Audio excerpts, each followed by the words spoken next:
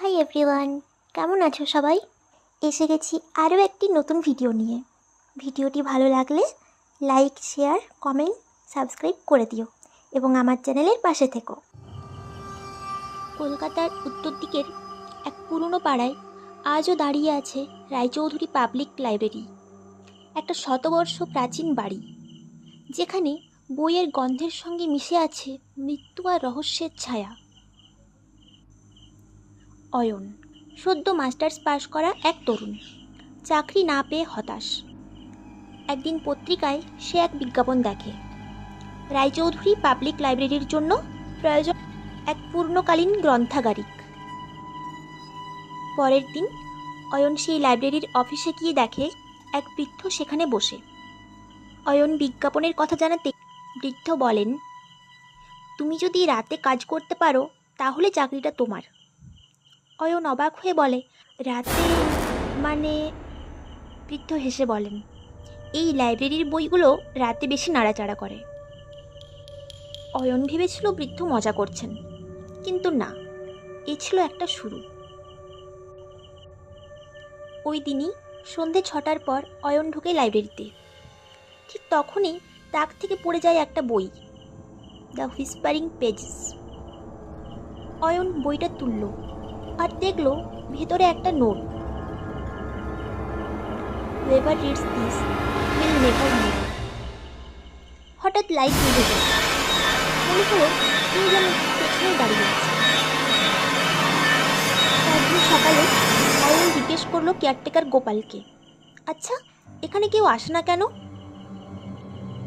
গোপাল গম্ভীর কণ্ঠে বলল, 10 বছর আগে এক গ্রন্থাগারিক অনিরুদ্ধ এক রাতেই নিখোঁজ হয়ে যায়। তার টেবিলে পড়েছিল এই বইটা, দ্য হুইসপারিং পেজেস, আর তার নামের পাশে লাল দাগ। কেউ জানে না রক্ত না কালি। অয়নের বুক কেঁপে উঠল। সে জানতো না ওই বইটা এখন তারই হাতে। সন্ধেবেলায় অয়ন আবার লাইব্রেরিতে গেল, কিন্তু তেমন কিছু হলো না। তবে রাত 12টার পর লাইব্রেরির অন্ধকারে সে শুনতে পেল ফিসফিস করে কেউ বলছে, পড়ো, আমাদের পড়ো। একটা বই নিজে থেকেই খুলে গেল, পাতাগুলো উল্টে যেতে লাগলো একের পর এক। শেষ পৃষ্ঠাই থেমে গেল, সেখানে লেখা, ওয়েলকাম অয়ন। তারপর সব আলো নিভে গেল। অন্ধকার ঘরে এক কণ্ঠ শোনা গেল, আমার বইগুলো কেউ অসম্পূর্ণ রেখেছে, তুমি শেষ করো। অয়ন কাঁপা গলায় বলতে থাকে, কে আপনি? আবারও সেই কণ্ঠ বলে ওঠে, আমিই রায়চৌধুরী। এই লাইব্রেরি আমার আত্মা, প্রতিটি বইতে আমার অংশ রয়েছে। অয়ন দৌড়ে দরজা খুলতে গেল, কিন্তু দরজাটা ভেতর থেকেই বন্ধ হয়ে গেল। একটা কণ্ঠ বলে উঠল, তুমি এখন আমাদেরই একজন। সকালে গোপাল ঘরে ঢুকে দেখে টেবিলের ওপর দ্য হুইসপারিং পেজেস খোলা, আর তার ভেতরে লেখা, অয়ন হ্যাজ ফিনিশড রিডিং। আরেকটা প্রাণ বইয়ের পাতায় বন্দী হয়ে গেল।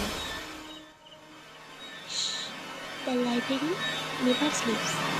2 সপ্তাহ পর পত্রিকায় আবার বেরোলো বিজ্ঞাপন, রায়চৌধুরী পাবলিক লাইব্রেরির জন্য প্রয়োজন এক পূর্ণকালীন গ্রন্থাগারিক, রাতের শিফটে কাজ করতে হবে।